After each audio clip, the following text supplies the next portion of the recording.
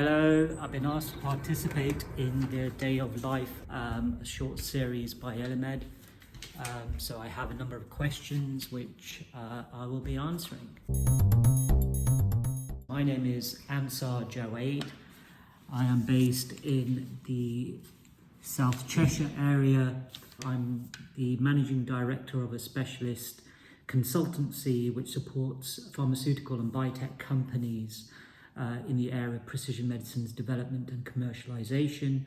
As part of that, I'm personally responsible for working with a large pharmaceutical company as a global regulatory affairs lead for a number of oncology precision medicines.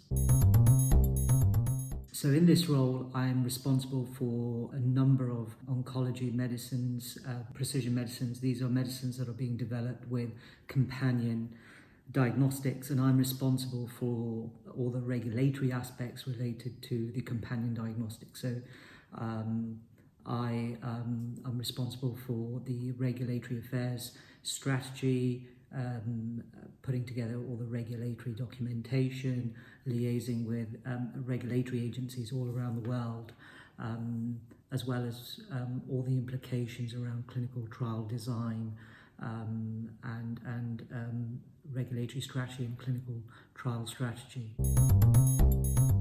So I've been involved in the area of developing precision medicines for about 18 years. Mostly in large pharmaceutical companies, and my roles have really spanned the entire discovery, development and commercialization process of precision medicines and pharmaceuticals and companion diagnostics. An area which I've been involved in, which is regulatory in the past, but not having deep domain expertise in regulatory personally. So this is a role that I chose to really have that hands-on experience being in the trenches from a regulatory perspective. My subject matter expertise is very deep from a development perspective and a commercialization perspective for precision medicines and companion diagnostics. So now with this role, I'm bridging that gap and developing that very deep domain expertise from a regulatory perspective. So I start around 8:30 in the morning, gather my thoughts, put together, review my daily schedule. Typically a day or a week, I have between half of my time to 2/3 of my time in meetings, and these are cross-functional meetings for the various projects, and they're all at different stages. And those meetings are with project teams and with regulatory colleagues. And then the rest of my time, I pretty much get on with delivering on those projects. So developing medicines really came about by chance. I was doing my PhD in genetics, and a role came up in the pharmaceutical industry. And I applied and I got it, and I thought, yeah, this is a great area to be in, where you can apply genetics to developing new medicines. And as I got involved, it's been great, understanding and being able to be involved in life-changing medicines and understanding how these medicines are developed, particularly a new area, which is precision medicines, and that's what I've really specialized in, has been really great and interesting, and something I'm very passionate about. So I've been involved in the pharmaceutical industry for some time now, and I would say one of the challenges is the bureaucracy, the complexity, the process aspect of any role in the industry, particularly from a regulatory perspective. This is something I'm well aware of and can be a challenge, and that's part of the reason why working within a smaller environment as a consultancy, you do get to step out of that sometimes as well. So I would say the process aspects, the governance, and sometimes the bureaucracy can be a challenge, and those things do affect how quickly decisions are made and how quickly projects progress. Definitely a coffee drinker. My favorite home object is my Nespresso machine. I love to have coffees, but try and restrict it to three times a day. The myth to do with a pharmaceutical company is, that pharma is unethical. And personally, having been involved in the industry for nearly 20 years now, I would say that couldn't be further from the truth.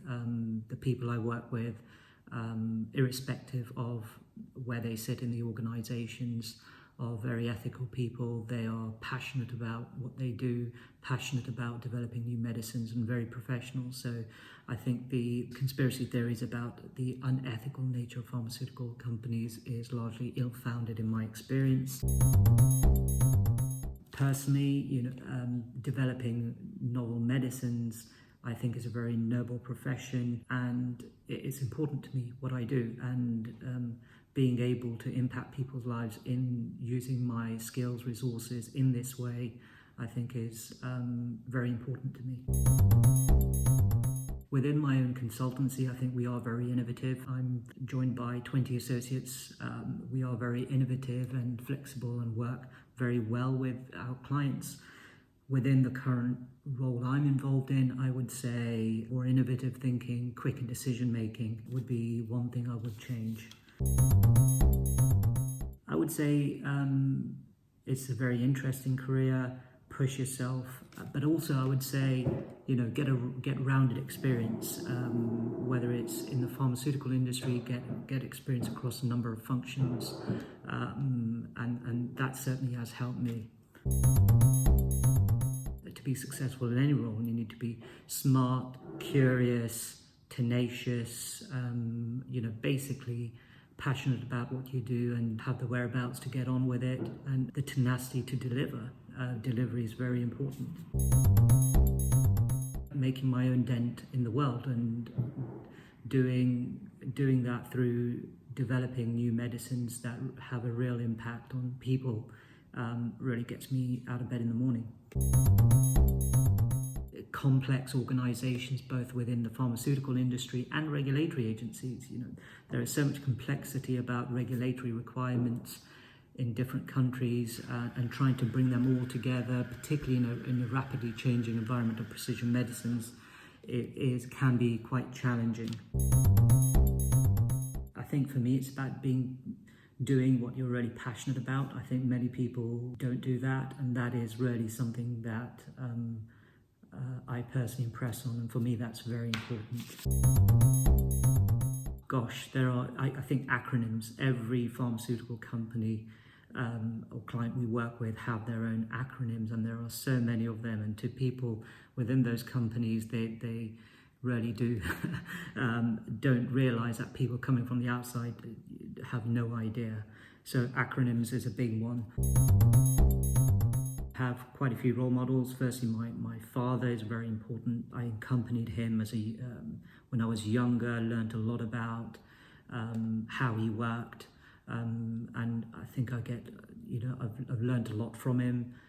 His tenacity, his willingness to try anything, and risk taking, and to some extent entrepreneurial spirit.